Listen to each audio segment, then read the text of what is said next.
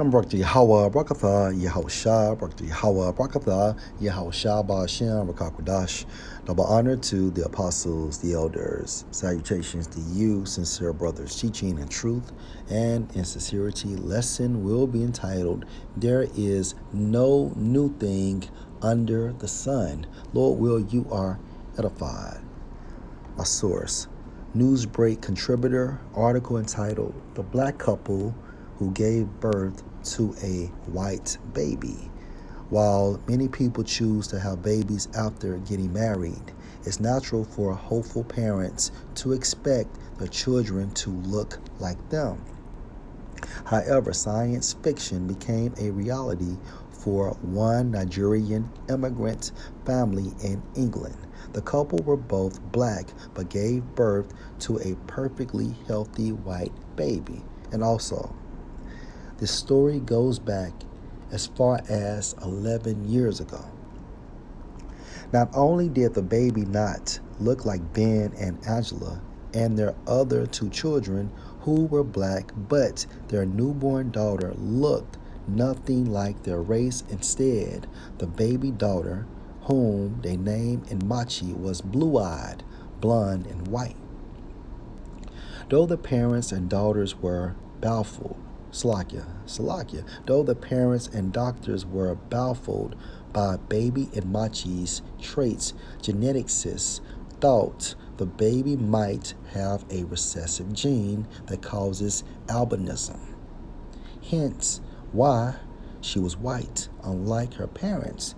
Yet, when the geneticists ruled out albinism as the cause of the baby's whiteness, they were left with more questions than answers.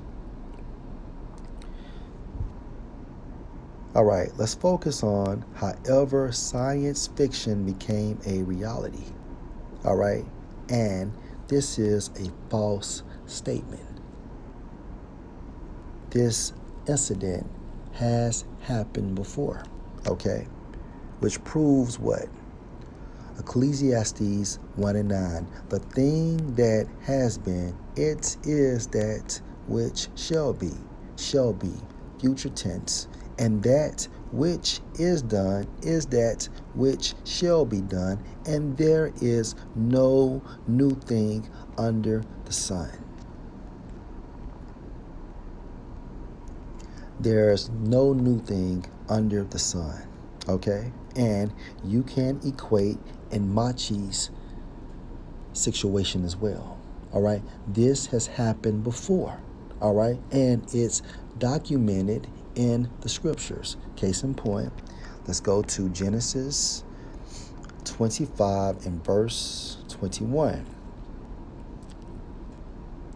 And Isaac entreated the Lord Yahweh for his wife, because she was barren, and the Lord Yahweh was entreated of him. And Rebekah his wife conceived, and the children struggled together within her. The children, referring to Jacob and Esau, right? Struggled, meaning they were fighting in Rebekah's womb. And she said, If it be so, why am I thus? And she went to inquire of the Lord Yahweh via a prophet. Okay? 23. And the Lord Yahweh, through a prophet, said unto her, 2 nations are in your womb, and 2 manner of people shall be separated from your bowels, and the one people shall be stronger, referring to Israelites, than the other people, referring to Edomites. And the elder, referring to the Edomites, shall serve the younger, referring to the Israelites in the kingdom of heaven. And if you can receive this in the spirit, Jacob was the progenitor of so-called Negroes, so-called Hispanics, and so-called Native Americans, based on the father's lineage, as well as Esau, okay, was the progenitor of so-called white people based on the lineage of their fathers, right? Verse 24, and When her days to be delivered were fulfilled, behold, there were twins in her womb. Verse 25, and the first came out red, referring to Esau, right? All over like an hairy garment, meaning what? Esau was red like a red garment. Esau was not hairy. I'll repeat, Esau was red like a red garment, and he was not hairy. Okay? And they called his name Esau, in the Hebrew Ishashwa, meaning what? Esau's blood vessels appeared through his complexion. Why? Because he did not have pigmentation. Therefore, he was not melanated. Okay?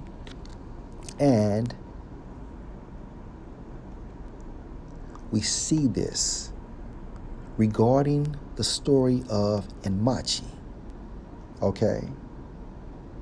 Instead, the baby daughter whom they named Enmachi was blue-eyed, blonde, and white. All right? And Esau, okay, had this same complexion. Okay? He had the same complexion. Another key point. Though the parents and doctors were baffled by baby Enmachi's traits, geneticists thought the baby might have a recessive gene that causes albinism. And guess what? Enmachi does have a recessive gene that promotes albinism. Okay? She does have a recessive gene that promotes albinism. And Esau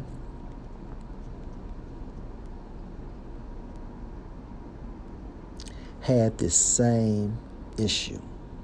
He had a recessive gene from Yahweh Ba'ashem, Yahweh Shai, that promoted what? Albinism. Okay?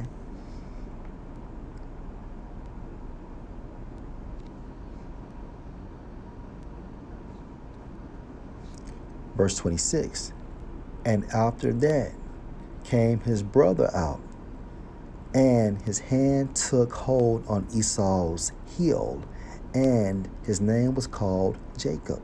And Isaac was 80 years old when she bare them. Huge key point. As you can see in Genesis 25 and 26, Jacob's description, okay, was not identified in the scripture. Why? Because Jacob looked like his father and mother. However, Esau did not.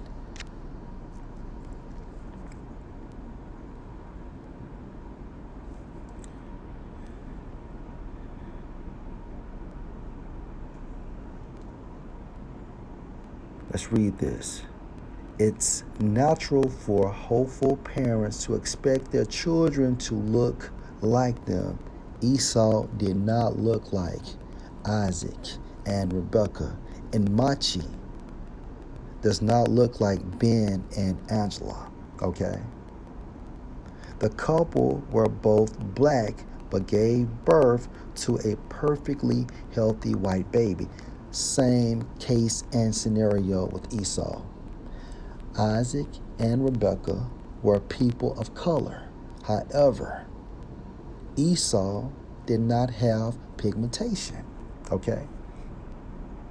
Not only did the baby not look like Ben and Angela and their other two children, and Esau did not look like Isaac, Rebekah, and Jacob.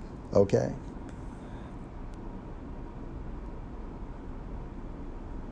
Instead, the baby daughter, whom they named Enmachi, was blue-eyed, blonde, and white. And again, Genesis 25 and 25. And the first came out red all over like an hairy garment, and they called his name Esau, Ishashwa. Okay.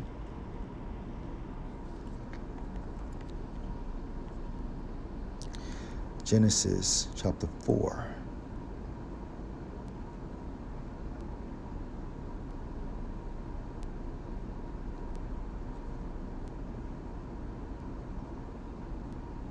And 15. Now, this is the consequence for Cain killing Salakia. I'm sorry. This is the consequence because Cain murdered Abel. Why?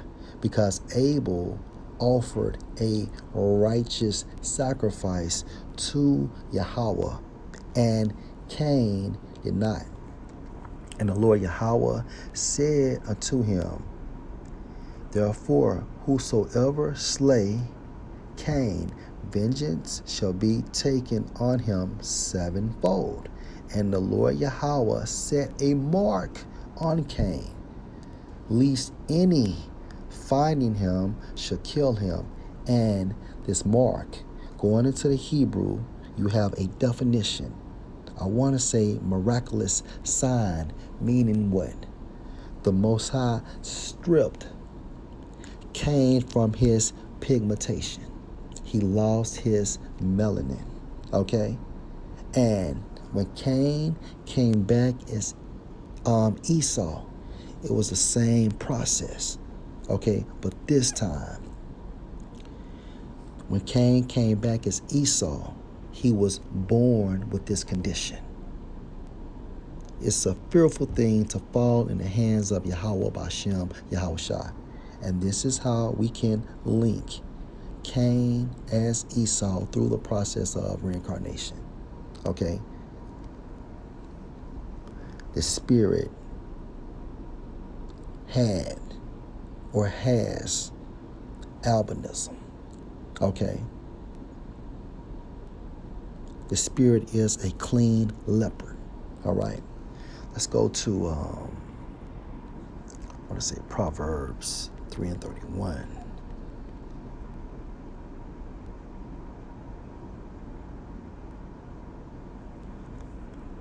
Salakia, Proverbs 3:33. The curse of the Lord Yahweh is in the house of the wicked. Okay? The curse of the Lord Yahweh is in the house of the wicked.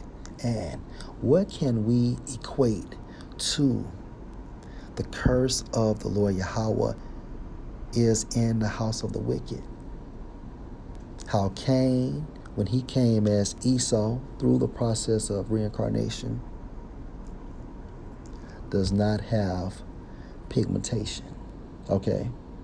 I repeat, does not have pigmentation. But he blessed the habitation of the just referring to Israelites, beginning with the elect. All right? Last precept, Job 30:1. But now they that are younger than I have me in derision. Okay? They, referring to the Edomites, younger, meaning in the Hebrew, insignificant, and also they came from us. They came from us. Hence the story of Jacob and Esau. And Jacob and Esau's parents were who? Isaac and Rebekah. Inmachi's parents are Ben and Ajla. Okay? But now they that are younger than I have me in derision, meaning what? Now they are mocking at us in their kingdom, whose fathers I would have disdained to have set with the dogs of my flock. And that's literal. All right. So, Slakia, so again, there is no new thing under the sun. Okay? Lord, will you edify? Shalom.